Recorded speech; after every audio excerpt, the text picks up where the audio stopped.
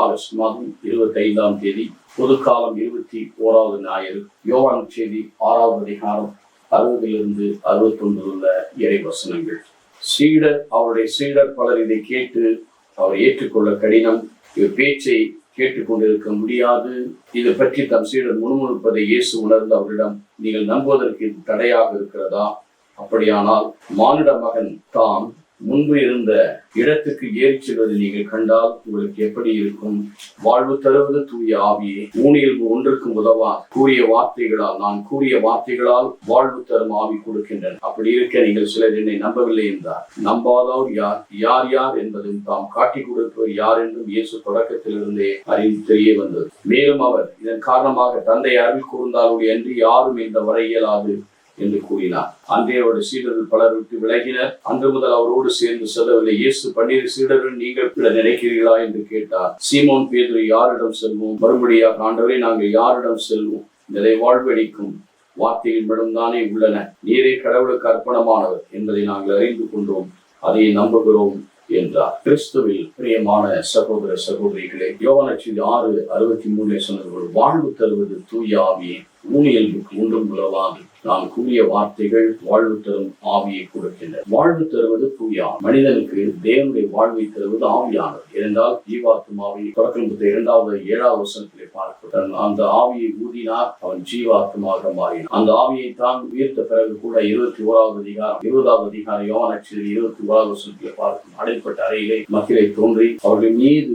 ஊதி பரிசுத்த ஆவியை பெற்றுக் கொள்ளுங்கள் என்று சொன்னார். ஊனியல்பு இந்த உலகத்தை சார்ந்தது, இந்த உலகத்தில் இருந்து வருவது. ஏனென்றால் தூய ஆவியை ஆண்டவராக இயேசு கிறிஸ்து நமக்கு கொடையாக கொடுத்திருக்கிறார். ஊனியல்புக்கு ஒன்றுக்கு உதவாது. அவர் கூறிய வார்த்தைகள் வாழ்வு தரும் ஆவியை கொடுக்கிறது. வார்த்தையானவர் தான் மாமிசமான நம்மிடையே குடிக்கொண்டார். அந்த வார்த்தையானவர் ஆவியும் நிறைந்து விளங்கினார். அந்த வார்த்தையிலே ஜீவன் இருந்தது, அந்த வார்த்தையிலே ஆவி. நான் சொன்ன சொற்கள் ஆவியும் உயிரும் உள்ளது. அதனால்தான் சமாரிய பெருங்கத்தில் இயேசு பேசும்போது பார்க்கிறோம், தந்தை இத்தகையரை தேடுகிற யோவானை பார்க்கிறோம். இத்தகையரை தேடுகிற ஆவியிலும் சத்தியத்திலும் தொழுகிறவரையே அவர் தேடுகிறார். இந்த ஆவியானவர் தான் வாழ்வு தருகிறார். இதைதான் ஆவியிலே மனிதன் இழந்து விட்டான். அவன் ஜீவ ஆத்மா தெய்வீக தன்மை இழந்ததினாலே நிர்வாணத்தை உணர்ந்தான். பயம் வந்தது, மரத்துக்கு பின்னால் ஒழிந்து கொண்டான்.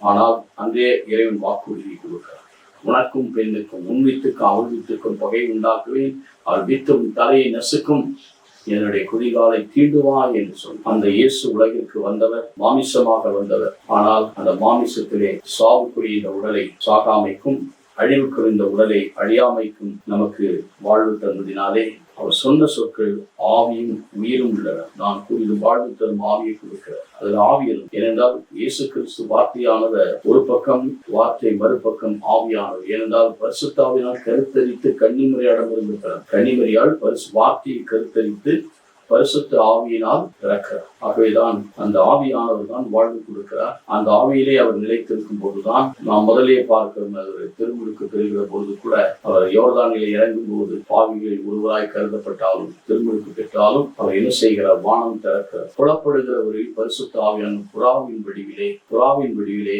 அங்கு தெரிந்து, இவரே நண்பார்ந்த மகன், இவரே நண்பார்ந்த மகன், இவருடன் நான் குறிப்படைகிறேன். அதே போல உருமாற்றத்தின் போது பாடல்கள் பற்றி இறந்து மறித்து உயிர்க்கிற பொழுது அவருடைய மாட்சிமையை வெளிப்படுத்தும் போது கூட வானம் திறக்கிற புலப்படுகிற வழியில் அங்கே இதோ ஆவியானவர் இறங்கி, இவரே நன் பாரதம், இவருடன் நான் கூறிப்படி இவருக்கு செவிசாய் ஆவியை நிறைவுக்குள் அவரை வழிநடத்தி கொண்டு சென்றார்.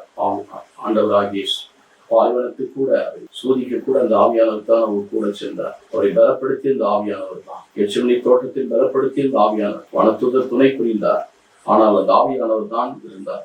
இந்த மாமிச இயல்புகளை எல்லாம் ஆவிக்குரிய இயல்பினாலே சாகடித்ததினாலே முரண்பாடு என்று சொல்ல முடியாது. அது கடுமையாக மாமிசத்துக்கு. ஏனென்றால் பேதுருவிடத்திலே கூட மக்கள் என்னை யார் என்று சொல்லுகிறார். அவர் மத்திய 16வது அதிகாரத்திலே பார்க்கிறோம். 16-18 வசனங்கள். இதோ நீரே மெசியா, நீரே இறைமகன், வரவிருக்கிற அரசர் நீர்தான் என்று சொன்ன போது, இது மாமிசம் ரத்தம் உனக்கு வெளிப்படுத்தவில்லை. இப்போ வெளிப்பாடுகள் கூட, கடவுள் வெளிப்பாடுகள் கூட மாம்சத்தை வெளிப்படை விண்ணகத்தில் இருக்கிற தந்தை உனக்கு வெளிப்படுத்தி. அதான் மத்திய 10:20 என்ன பார்க்கிறோம்? பேசுவது நீங்கள் அல்ல, தந்தையின் ஆவியானது உங்களிடத்துல பேசு. அவைதான் மகனின் ஆவியை கலாத்தியர் 4:6 மகனின் ஆவியை நமக்கு கொடுக்கிறார். அதனால அப்பா தந்தாய் இந்த ஆவியினால் எவனுக்கு நீக்கப்படுகிறானோ அவனை தந்த அப்பா தந்தாய் என்று நமக்கு வழங்கப்படுகிறது. ஆகவே அந்த ஆவியானவர் சொன்ன சொற்கள் ஆவியான உயிர் இருப்பதினால் வாழ்வு தரும் வார்த்தை ஆவியை கொடுக்கின்றன. இதனால்தான் இயேசுவின் அந்த உடலிலே ஆவியானவர், உயிருள்ள ஆவியானவர், மரித்து உயிர்த்த ஆவியானவர் அந்த திருவுடலிலே இருக்கின்றார். அதை நாம் பெறும்போது, உட்கொள்ளும் போது நாம் ஆண்டவரை முழுமையாக ஏற்றுக்கொள்வோம். அவை நான் சொன்ன சொற்கள், அந்த சொற்களினால் இந்த ஆவியானவர் நம்மை குறிப்பிட்டு மென்மேலும் அவருடைய அன்புக்குள்ளே வழிநடத்தப்படுவதற்கு அது ஏதுவாக அமைகிறது. ஆகவேதான் நீங்களும் போய்விட நினைக்கிறீர்களா என்று சொல்லும்போது இயேசு பேதுரு என்ன சொல்லுகிறார்? 68வது வசனத்திலே, ஆண்டவரே நாங்கள் யாரிடம் போவோம்? நிலைவாழ்வளிக்கும் வார்த்தைகள் விடலாம். நிலைவாழ்வளிக்கும் வார்த்தைகள், இந்த நிலைவான வார்த்தைகள் நிலையான ஆவியை எங்களுக்கு கொடுத்து அப்படியே ஆவியானவர் கொடுத்து கொண்டது. ஒரு பக்கம் வார்த்தையாக, மறுபக்கம் அது ஆவியானவருடைய செயல்பாடுகளாக இருக்கிறது. ஆகவே அந்த ஆவியானவர் அந்த நிலை வார்த்தையின் வழியாக நம்முடைய வாழ்விலே செயல்பட்டு அந்த வார்த்தையானவர் இன்னும் நம்முடைய வாழ்வுக்கு ஆதரவாக இருக்கிறார். தன்னை முழுமையாக கடவுளுக்கு அர்ப்பணமாக்கி முழுமையாக ஒப்புக்கொள்வதற்கு காரணம் அந்த ஆவியானவர் தான். அவர் எல்லாவற்றையும் வழி நடத்தினார், அவரை பாதுகாத்தார். மரணத்திலிருந்து கூட அவர் உயிர்ப்பித்தது இந்த ஆவியானவர் தான்.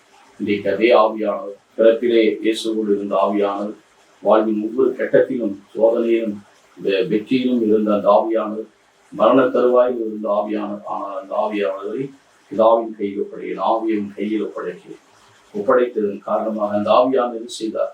சொன்னபடியே 3ஆம் நாள் உயிர்த்தெழுந்தார். உயிர்த்த உடலாக அழிந்து போகிற மாமிசமான உடல், அழியாமையும் சாவுக்குரிய உடல், சாகாமை அணிந்து கொள்ள 1:15 சொன்னது போல சாகாத்தன்மை அந்த உடல் உயிர்த்த உடலாக மாற்றினார். இன்றைக்கு நாமும் கூட வாழ்கிற போதே அந்த நிறைவான உயிர்த்த உடலாக பாவத்திற்காய் மரித்து ஜீவனுக்காய் கிடைக்கும் போது நம்முடைய உடலும் கூட அழிவுக்குரிய உடல், அழியாமையும் சாவுக்குரிய சாகாமை அணிந்து கொள்ளும் போது நாம் சாவி வென்றவர்களாய் ஆண்டவருடைய உயிர்த்த உடலாக நாம் உடலிலே மரித்தாலும் நம்முடைய ஆன்மா என்றும் நிலைத்துள்ளதாக இருக்கும். அந்த வாழ்வு பெற ஜெபிப்போமா? எங்கள் நல்ல ஆண்டவரே, நேற்றும் இன்றும் என்று மாறாதவரே, உடைய தெய்வீக ஆதரவை எங்களுக்கு வழங்குகிறேன். உடைய ஆற்றலின் ஆவியானவரை கொடுத்தவர்கள் நான் சொன்ன சொற்கள் ஆவியின் உயிர் உள்ளன என்று சொல்லி இருக்கின்றேன். உடைய வார்த்தை அந்த ஜீவனை பெறுகிற நாங்கள் மீண்டும் புதுப்பித்து இந்த உள்ளத்தை புதுப்பித்து தேவ கரங்களுக்கு வல்லமையோடு செயல்பட அருள்தார். எங்கள் நல்ல தகப்பனே, ஆமென்.